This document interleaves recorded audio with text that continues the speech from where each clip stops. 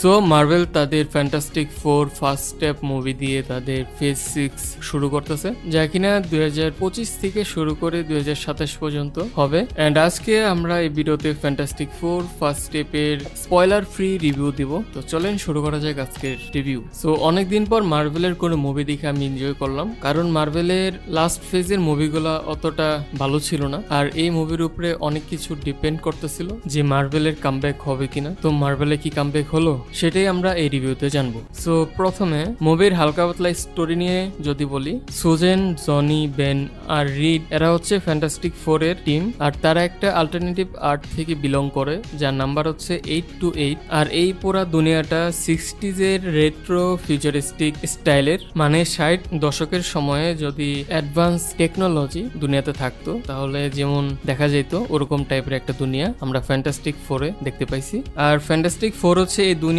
একমাত্র super hero team, যার মানে হচ্ছে এই দুনিয়াতে ফ্যান্টাস্টিক 4 ছাড়া আর কোনো সুপার হিরো নাই। তো যখনই আর্থে কোনো ধরনের ডেঞ্জার আসে তখন ফ্যান্টাস্টিক 4 এর টিম আর্থকে প্রোটেক্ট করার জন্য ফাইট করে, আর তখনই আমাদের কাহিনীতে এন্ট্রি হয় প্ল্যানেট ইটার গ্যালাক্টাসের মেইন কাজ হচ্ছে প্ল্যানেট কনজিউম করা। আর ফ্যান্টাস্টিক 4 গ্যালাক্টাসকে কিভাবে আটকাবে, আর গ্যালাক্টাস কেন তাদের আর্থে আইছে, আর গ্যালাক্টাস ফ্যান্টাস্টিক 4 এর কাছ থেকে কি চায়, এই সকল প্রশ্নের উত্তর মুভি দেখলে বুঝতে পারবা। তো এর উপর আমি আর কোনো ধরনের স্পয়লার দিব না। তো স্টোরি নিয়ে তো আমরা এতক্ষণ বললাম, এখন ডাইরেকশন নিয়ে কথা বলি। এই মুভিটা ডাইরেক্ট করছে হচ্ছে ম্যাট শ্যাকম্যান, যে কিনা এর আগে ওয়ান্ডাভিশন সিরিজ ডাইরেক্ট করছে। আর যদি আপনারা ওয়ান্ডাভিশন সিরিজটা দেখে থাকেন তাহলে এই মুভিতে অনেক কিছু আপনাদের কাছে সিমিলার লাগবে।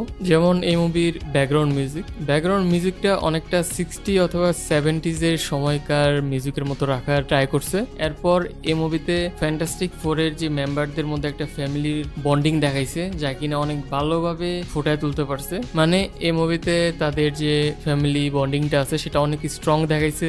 জনি আর বেনের যে বন্ডিং সেটা আমার কাছে অনেক ভালো লাগছে।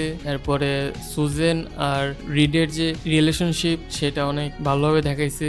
মেইনলি হচ্ছে যত সমস্যা আসুক না কেন তারা অ্যাজ এ ফ্যামিলি হিসেবে সেই সমস্যা সমাধান করছে। আর এই ফ্যামিলি ফিলিংটা দেওয়ার জন্য আমি মুভিটাকে একটা প্লাস পয়েন্ট দিব। আর মুভির ফার্স্ট হাফ আমার কাছে অনেক ফাস্ট পেস লাগছে, কারণ মুভি কোনো ধরনের সময় নেয় না আপনাকে কোনো কিছু এক্সপ্লেন করার জন্য। তারা জাস্ট দাপা দাপ সবকিছু এক্সপ্লেন করে দিতেছে, আর একের পর এক জিনিস হইতেছে। ফ্যান্টাস্টিক 4 কিছু ভিলেনের সাথে মারামারি করতেছে, এরপরে স্পেস থেকে হঠাৎ করে একটা থ্রেট হয়ে পড়ছে, এখন স্পেসে যাইতে হইব, সেটা একটা সমাধান করতে হইব। সো স্টোরিটা অনেক ফাস্ট পেজে যায়, বাট আমার কাছে স্টোরি পেসিংটা ভালো লাগছে। আর যারা ট্রেলার দেখার পর ভাবতেছিল যে স্টোরি অনেক বেশি স্পয়েল হয়ে গেছে, আমি তাদেরকে বলবো মুভি অতটা স্পয়েল হয়নি। আর মুভি অনেকটা কমিক বুক অ্যাকুরেট হয়েছে। তুমি এটার ওয়ার্ল্ড বলো, দেন ফ্যান্টাস্টিক 4 এ যে ক্যারেক্টার আছে তাদের রিলেশনশিপ বলো, তারা যেভাবে একে অন্যের সাথে ইন্টারঅ্যাক্ট করতেছে, তো সবকিছু একদম কমিক বুক অ্যাকুরেট ছিল।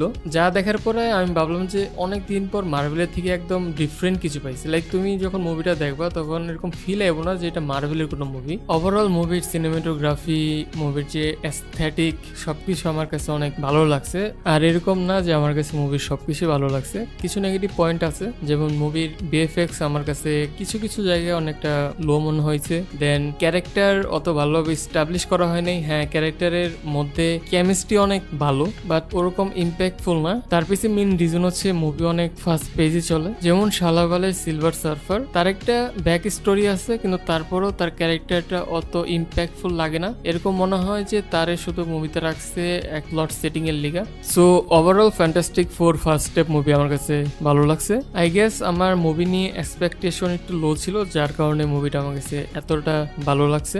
আর এই লো এক্সপেকটেশনের মেইন রিজন ছিল মার্ভেলের আগের মুভিগুলো, বাট এখন আমার বলতে হবে যে মার্ভেল তাদের ফেজ 6 অফিসিয়ালি একটা ভালো মুভি দিয়ে শুরু করতেছে। আর মুভিতে দুইটা পোস্ট ক্রেডিট সিন আছে, একটা মিড ক্রেডিট সিন আর একটা এন্ড ক্রেডিট সিন। যদি কেউ এক্সপ্লেনেশন চাও তাহলে অবশ্যই নিচে কমেন্ট করে আমাকে বইলো, আমি একটা এক্সপ্লেনেশন ভিডিও বানাবো। তো এই ছিল আমার spoiler free review on fantastic 4 First step. তোমাদের কাছে রিভিউটা কিরকম লাগছে, আর যারা মুভি দেখছো তারা অবশ্যই নিচে কমেন্ট করে জানাও যে এই মুভিটা তোমাদের কাছে কিরকম লাগছে, কারণ আফটার এ লং টাইম মার্ভেলের তরফ থেকে একটা ভালো মুভি আইছে। আর রিভিউ যদি ভালো লাগে তাহলে অবশ্যই লাইক শেয়ার সাবস্ক্রাইব করতে ভুলো না। দেখা হচ্ছে অন্য কোনো ভিডিওতে।